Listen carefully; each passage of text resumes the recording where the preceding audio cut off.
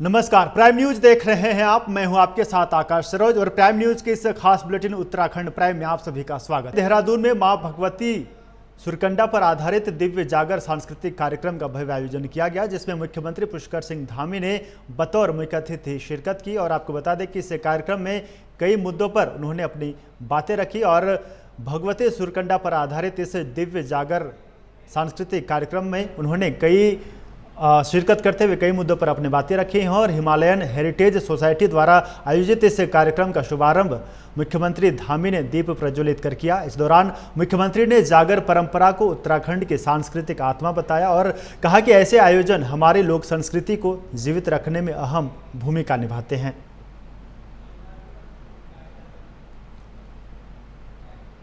चलिए बढ़ेंगे आगे। एक बड़ी खबर है, आपको बता दें कि निर्वाचन आयोग को बड़ा झटका लगा है। आपको बता दें कि शक्ति सिंह बर्तवाल की याचिका पर हाईकोर्ट ने आदेश दिया है और हाईकोर्ट का कहना है कि 2 जगह वोटर होने वाले प्रत्याशियों का नाम निरस्त किया जाएगा। और हाईकोर्ट ने राज्य निर्वाचन आयोग के जारी पत्र को स्टे कर दिया है और देहरादून में नगर निकाय और पंचायत दोनों की मतदाता सूची में शामिल नाम को लेकर उच्च न्यायालय यानी हाईकोर्ट ने अपना फैसला दे दिया है। कोर्ट ने साफ कर दिया है कि 2 जगह वोटर होने वाले प्रत्याशियों का नाम निरस्त किया जाएगा। इसके लिए हाईकोर्ट ने राज्य निर्वाचन आयोग के जारी पत्र को स्टे कर दिया है। दरअसल समाजसेवी शक्ति सिंह के दाखिल याचिका पर मुख्य न्यायाधीश और न्यायमूर्ति आलोक मेहरा की खंडपीठ पर सुनवाई हुई। खंडपीठ ने साफ कर दिया है कि आखिर किस आधार पर राज्य निर्वाचन आयोग द्वारा 2 सूची में नाम वाले प्रत्याशियों को चुनाव लड़ने की अनुमति दी जा रही है।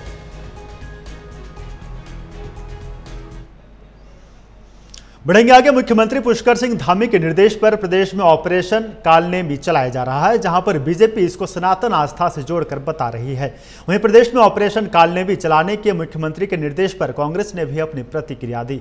प्रदेश कांग्रेस मीडिया मुख्य समन्वयक और प्रदेश मीडिया प्रभारी राजीव महर्षि ने इसको लेकर कहा कि सरकार को स्पष्ट करना होगा कि वह किस तरह से ऐसे लोगों को चिन्हित करेगी, क्योंकि ये सीधे तौर पर गरीब की रोजी रोटी से जुड़ा हुआ है। और ये अगर गैर धर्म के लोगों को चिन्हित करने की मंशा से किया जा रहा है तो निश्चित तौर पर ये दुर्भाग्यपूर्ण है।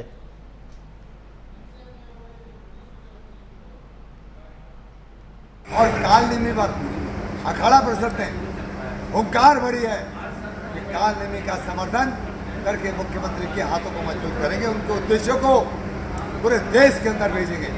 आज कालनेमी उत्तराखंड की बात नहीं, पूरे देश के अंदर कालनेमी। देखिए, माननीय मुख्यमंत्री जी के निर्देश प्राप्त हुए थे, एक ऑपरेशन कालनेमी को प्रारंभ किया गया, जिसमें इस तरह के ढोंगी बाबा जी जिनको किसी तरह का कोई ज्ञान, धार्मिक ज्ञान नहीं है, वो यहाँ पर महिलाओं, बुजुर्गों या ऐसे युवाओं को ठगते हैं, जहाँ पर वो उनको अपने वश में करके उनसे कहीं ना कहीं अनैतिक रूप से दबाव डालकर, उनको डराकर, उनको धार्मिक रूप से कहीं ना कहीं परेशान करके उनको और उसके बाद पैसे ठगते हैं। इस तरह की शिकायतें कुछ माननीय सीएम पोर्टल पर भी प्राप्त हुई थी और कुछ अन्य जगहों से प्राप्त हुई थी, जिसको देखते हुए निर्देश प्राप्त हुए थे। आज राजधानी में इसलिए विभिन्न टीमों को बनाकर ऐसे गोपनीय स्थानों पर जहां इस तरह के बाबा, ढोंगी बाबा जो बन के लोगों को ठगते हैं या रुकते हैं, उन जगहों पर टीमों ने सर्च ऑपरेशन किया था। और इसमें सबसे बड़ी ब्रेक थ्रू अभी जो मिली है पुलिस को, इसमें थाना सहसपुर क्षेत्र से मिली है, जहां पर एक बांग्लादेशी जो छदम वेश में जो यहाँ पर बाबा बन के रह रहा था, जिसका नाम पूरी अभी एजेंसी से इंट्रोगेशन, ज्वाइंट इंट्रोगेशन में पता चला कि रकम इसका नाम है, जो टंगाइल जिला जो ढाका के पास है, वहां से ये चोरी छिपे 6-7 महीने पहले विभिन्न स्थानों से होते हुए देहरादून पहुंचा था और कुछ समय से यहाँ पर सक्रिय होकर छदम बेस में लोगों को ठगने का प्रयास कर रहा था। अभी भी हमारी टीमें इंट्रोगेशन उसमें कर रही है, बट अभी तक जो वेरीफाइड हुआ है उसके हिसाब से उसका वहां का कि कालनेमी एक राक्षस का नाम है। कालनेमी वो राक्षस था जब हनुमान जी संजीवनी बूटी लेने जा रहे थे तो उनका जो दिमाग भटकाने का कार्य कालनेमी कर रहा था, वो एक संत का रूप धारण करके रास्ते में बैठ गया और वो चाहता था कि हनुमान जी समय पर संजीवनी लेने ना पहुंच पाए। इस जो सरकार ने ये जो लागू किया है, ये प्रोजेक्ट या ऑपरेशन, ये किस मंशा से किया है, ये सरकार को अपनी मंशा स्पष्ट करनी पड़ेगी, क्योंकि ये सीधा सीधा गरीब के पेट का सवाल है। यह गरीब के जो है खाने पीने का मामला है और गरीब किस तरीके से अपना निर्वहन कर रहा है, ये उससे संबंधित है। सरकार को निश्चित तौर पर इस स्थिति को स्पष्ट करना पड़ेगा। आप किस तरीके से उसमें से जो गलत लोग हैं उनको किस तरीके से आप चिन्हित करेंगे, आपका प्रशासन किस तरीके से काम करेगा। और सबसे बड़ी चीज ये है कि यदि ये किसी वर्ग विशेष की तरफ उंगली उठाता है तो निश्चित तौर पर ये बहुत दुर्भाग्यपूर्ण है। कि उत्तराखंड में आस्था और विश्वास की रक्षा को लेकर मुख्यमंत्री पुष्कर सिंह धामी ने एक बड़ा कदम उठाया है। आपको बता दें कि कांवड़ यात्रा को लेकर राज्य सरकार ने ऑपरेशन कालनेमी शुरू कर दिया है, जिसका असर भी अब दिखने लगा है। दरअसल मुख्यमंत्री धामी ने ऑपरेशन कालनेमी का बिगुल बजा दिया है और ये एक ऐसा अभियान है जो धर्म के नाम पर धोखा देने वालों को बेनकाब करेगा, जिसको लेकर मुख्यमंत्री ने साफ निर्देश दिए हैं कि जो फर्जी साधु धार्मिक भेष में जनता को गुमराह कर रहे हैं, विशेष रूप से महिलाओं को निशाना बना रहे हैं, उनके खिलाफ सख्त कार्रवाई हो। भगवान पवित्र महीना श्रावण मास का प्रारंभ हो गया है और श्रावण मास में हमारे राज्य में यहाँ अनेक हमारे धार्मिक स्थल हैं, भगवान महादेव की धरती है। वहीं माँ गंगा का जल लेने पूरे देश भर से कई करोड़ों की संख्या में शिव भक्त कांवड़िए आते हैं। धार्मिक आस्थाओं का ये हमारा प्रदेश है, देवभूमि है। किसी की धार्मिक भावनाएं आहत न हो, सनातन को नुकसान न हो, छद्म वेश बदलकर जहाँ लोगों को धार्मिक उनकी भावनाएं आहत करने का काम करने वाले, इनको चिन्हित करने के लिए ऑपरेशन काल कार्रवाई भी हुई है, तो किस तरीके से देखते हैं? माननीय पहल पे एक ऑपरेशन कालनेमी लॉन्च किया गया है और हरिद्वार पुलिस उसमें पूरी ताकत से लगी हुई है। ऐसे लोगों को चिन्हित करना जो एक धर्म विशेष का आवरण होकर ठगी, चोरी या अन्य घटनाओं को अंजाम देते हैं, या फिर कई ऐसे जो धर्म विशेष की जो भावनाएं हैं उनका आहत होता है, ऐसे लोगों को चिन्हित करके उनके खिलाफ जो भी वैधानिक कार्रवाई है वो उसे करना, उसको प्रचार प्रसार भी करना। यहाँ हरिद्वार पुलिस इस पर लगी हुई है। पिछले कल जब से अभियान चला है, हम लोगों के द्वारा करीब 50 से ऊपर लोगों को चिन्हित किया गया, 35 लोगों को इसमें पकड़ा गया है। अभी उनके खिलाफ जो वैधानिक कार्रवाई भी हुई है, तो किस तरीके से देखते हैं? माननीय पहल पे एक ऑपरेशन कालनेमी लॉन्च किया गया है। और बढ़ेंगे आगे। प्रदेश के मुख्यमंत्री के निर्देश पर हरिद्वार में एक बड़ा अभियान चलाया जा रहा है और उसका नाम है ऑपरेशन कालनेमी। इसका मकसद है उन नकली साधु संतों को बेनकाब करना जो धार्मिक वेशभूषा के आड़ में आस्था के साथ खिलवाड़ कर रहे हैं। इस ऑपरेशन की कमान खुद हरिद्वार के एसएसपी प्रमेंद्र सिंह डोभाल ने संभाली है। शहर और देहात में अलग अलग टीमें बनाई गई हैं जो सीधे एसएसपी को रिपोर्ट कर रही हैं। अब तक कुल 45 फर्जी साधु गिरफ्तार किए गए हैं, जिनमें कलियर से 6, कोतवाली नगर से 13, श्यामपुर से 18 और कनखल से 8 नामी गिरामी ढोंगी शामिल हैं। सभी पर सख्त कानूनी कार्रवाई की जा रही है।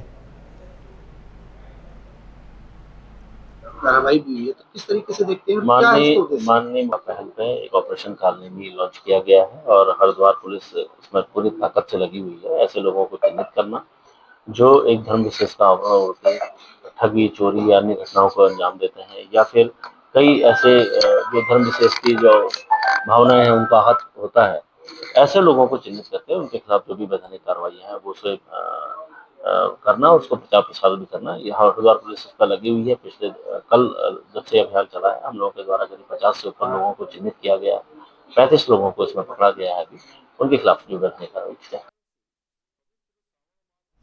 प्रदेश में चल रहे ऑपरेशन कालनेमी को लेकर सियासी बयानबाजी के बीच साध्वी प्राची ने मुख्यमंत्री पुष्कर सिंह धामी की खुलकर तारीफ की है। साध्वी प्राची ने कहा कि मुख्यमंत्री धामी ने धार्मिक स्थलों के दुरुपयोग पर सख्ती दिखाकर एक ऐतिहासिक कदम उठाया है। उन्होंने मुख्यमंत्री को नारी सम्मान और धार्मिक पवित्रता का रक्षक बताया और कहा कि धामी सिर्फ एक प्रशासक नहीं बल्कि सनातन संस्कृति के सच्चे प्रहरी हैं। महिलाओं के साथ आज के समय में जब धर्म के नाम पर ठगी हो रही, महिलाओं के साथ में दुर्व्यवहार हो रहा और छद्म वेश धारण जैसी बहुत सारी घटनाएं हो रही है, तब आवश्यकता पड़ी है कि कोई सशक्त नेतृत्व आगे आकर इस पाखंड के विरोध में मजबूती के साथ खड़ा। इधर रुड़की के कांग्रेस महानगर अध्यक्ष कार्यालय पर कांग्रेस प्रदेश अध्यक्ष करण माहरा का जन्मदिन मनाया गया, जिसमें कई कांग्रेस के कार्यकर्ताओं ने शिरकत की। इस मौके पर मौजूद कांग्रेस महानगर अध्यक्ष राजेंद्र चौधरी ने कहा कि उनके जन्मदिन के मौके पर सभी कांग्रेस कार्यकर्ता एक जगह इकट्ठा हुए और प्रदेश अध्यक्ष करण माहरा का केक काटकर जन्मदिन मनाया और कहा कि करण माहरा बहुत ही कर्मठ और अनुशासन पर चलने वाले नेता हैं और यही वजह है कि कांग्रेस अब त्रिस्तरीय पंचायत चुनाव में उत्तराखंड प्रदेश में अपना परचम लहराने वाली है।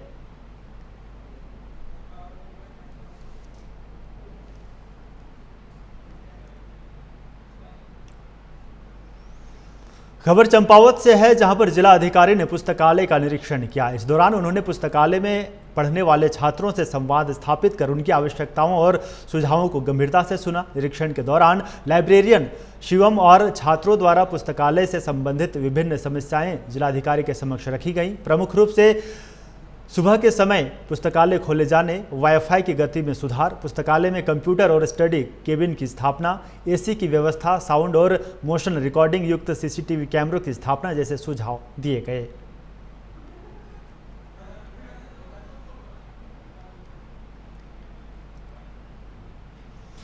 खबर हल्द्वानी से है, जहां पर गोलापार क्षेत्र में प्रशासन ने एक बड़ी कार्रवाई को अंजाम दिया है। यहां एक रेस्टोरेंट की आड़ में 4 कमरों वाला होटल संचालित किया जा रहा था। लंबे समय से क्षेत्रवासी इस होटल के खिलाफ शिकायत कर रहे थे। बताया जा रहा है कि होटल में बिना किसी लाइसेंस और पंजीकरण के रुकने की व्यवस्था की गई है। फिलहाल प्रशासन की टीम ने दस्तावेजों की जाँच के दौरान होटल संचालक कोई वैध लाइसेंस या अनुमति पत्र प्रस्तुत नहीं कर सका। अनियमितताओं की पुष्टि होते ही होटल को सील करने का आदेश दे दिया गया है। प्रशासन ने मौके पर ही होटल के 4 कमरों को सील कर दिया।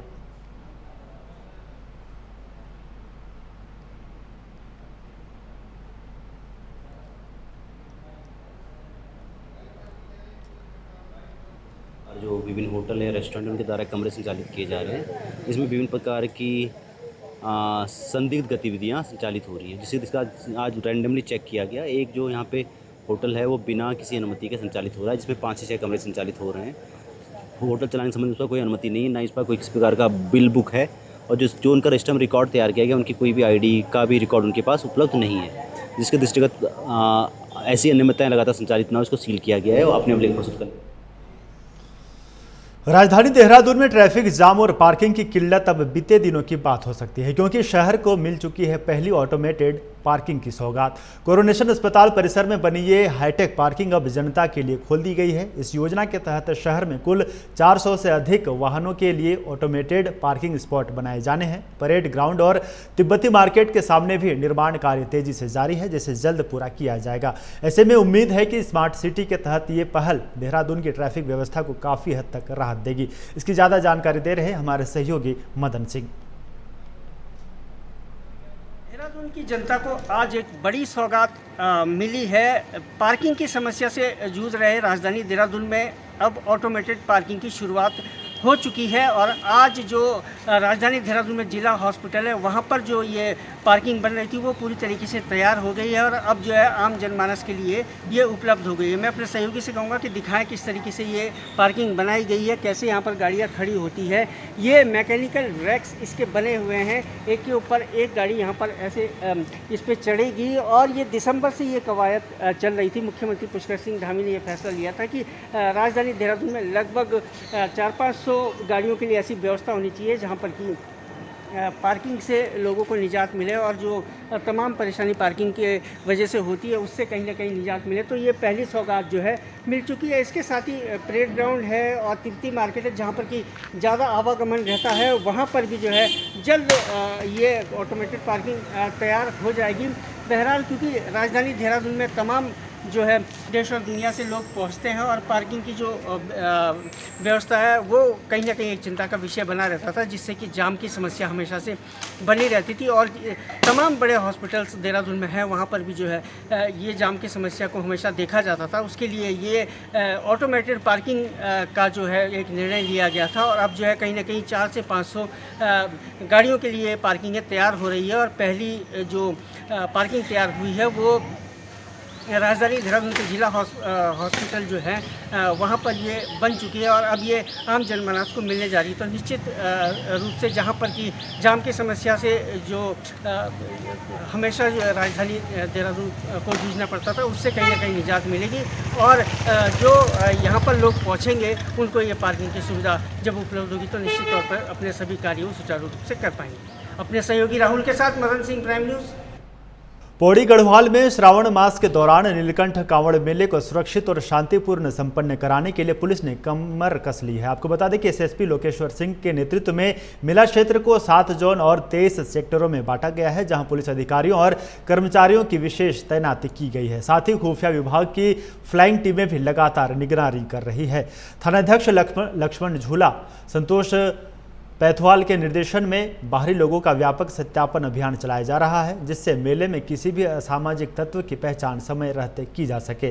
पुलिस का सख्त संदेश है कि जो दुकानदार सत्यापन से बचने की कोशिश करेगा उसके खिलाफ पुलिस एक्ट में कार्रवाई की जाएगी।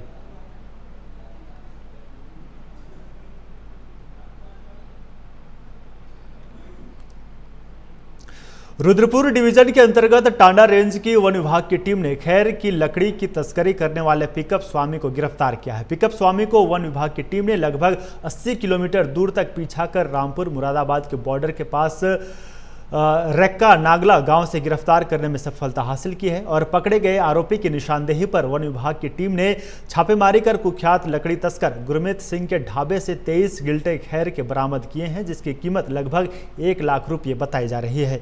इस दौरान वन विभाग की टीम ने खैर की लकड़ी और पिकअप को अपने कब्जे में ले लिया है। वहीं इस तस्करी का मुख्य सरगना सोनू कश्यप, जो कि मौके से फरार हो गया। वन विभाग द्वारा फरार दोनों तस्करों की धरपकड़ के लिए दबिश दी जा रही है। वहीं वन विभाग की इस कार्रवाई से लकड़ी तस्करों में हड़कंप मचा हुआ है।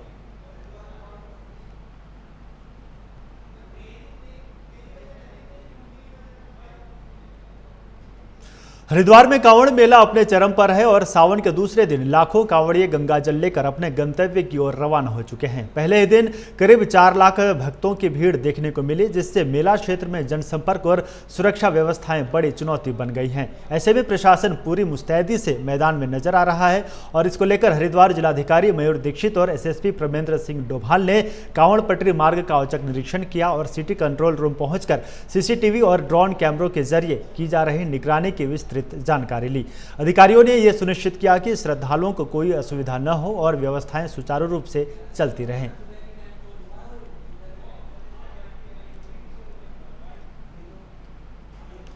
उत्तराखंड राज्य में मानसून के दस्तक के बाद से ही लगातार बारिश का सिलसिला जारी है। खासकर प्रदेश के पर्वतीय क्षेत्रों में लगातार भारी बारिश का सिलसिला देखा जा रहा है, जिसके चलते लैंडस्लाइड की घटनाएं भी बढ़ रही हैं। दरअसल भारी बारिश होने के चलते प्रदेश के तमाम जगहों पर आपदा जैसी स्थिति उत्पन्न हो गई है, जो शासन प्रशासन के लिए एक बड़ी चुनौती बनी हुई है। तो वहीं दूसरी ओर प्रदेश के तमाम हिस्सों में लगातार हो रही लैंडस्लाइड की घटनाएं भी एक बड़ी चुनौती बनी हुई हैं। लेकिन इसी बीच आपको बता दें कि भूवैज्ञानिक सर्वेक्षण विभाग ने प्रदेश के 4 जिलों में लैंडस्लाइड को लेकर अलर्ट जारी किया है। साथ ही इन जिलों में विशेष सावधानियां बरतने की बात कही गई है। पवित्र महीना सावन मास का प्रारंभ हो गया है और सावन मास में हमारे राज्य में यहाँ अनेक हमारे धार्मिक स्थल हैं, भगवान महादेव की धरती है। वहीं माँ गंगा का जल लेने पूरे देश भर से कई करोड़ों की संख्या में शिव भक्त कांवड़िए आते हैं। धार्मिक आस्थाओं का ये हमारा प्रदेश है, देवभूमि है। किसी की धार्मिक भावनाएं आहत न हो, सनातन को नुकसान न हो, छद्म वेश बदलकर यहाँ लोगों को धार्मिक उनकी भावनाएं आहत करने का काम करने वाले, इनको चिन्हित करने के लिए ऑपरेशन कालनेमी चलाया गया है। उत्तराखंड में निरंतर बरसात हो रही है और मौसम विभाग ने अभी 14 तारीख तक अलर्ट भी जारी किया गया है। बरसात के कारण तमाम घटनाएं हो रही है। जहां नदी नाले अपने उफान पर है, वहीं जगह जगह सड़कें भी टूट रही है। वहीं अगर बात करें भूदशाव की, तो जगह जगह भूदशाव की घटनाएं सामने निकल करके आ रही है, जिससे तमाम जगह नुकसान हो रहा है। और भूदशाव की अगर बात करें तो उत्तराखंड में कई जगह ऐसी संवेदनशील बनी हुई है जहां पर कि भूदशाव की घटनाएं निरंतर बनी हुई है। खासतौर पर से जोशीमठ की बात करें वहाँ पर जो है विगत 4-5 वर्षों से ये परिस्थितियाँ बनी हुई है कि भूदसाव निरंतर बढ़ता जा रहा है। उसके साथ ही कर्णप्रयाग और अन्य तमाम ऐसी जगह है जहाँ पर भूदसाव की घटनाएं निकलकर सामने आ रही है। इस पे तमाम कार्य चल रहा है, भूवैज्ञानिक निरंतर इस पे कार्य कर रहे हैं कि किस तरीके से इन घटनाओं को रोका जाए, लेकिन अभी तक कोई अस्थायी जो समाधान निकलकर सामने नहीं आया है। बहरहाल राज्य सरकार भी निरंतर प्रयास कर रही है कि कैसे इन घटनाओं को रोका जाए और इसके अस्थायी समाधान की तरफ जो है निरंतर सरकार प्रयास कर रही है। अपने सहयोगी राहुल के साथ मदन सिंह, प्राइम न्यूज़, देहरादून। तो उत्तराखंड प्राइम में फिलहाल मेरे साथ इतना ही। आगे भी खबरों का सिलसिला जारी रहेगा। देखते रहिए प्राइम न्यूज़। नमस्कार।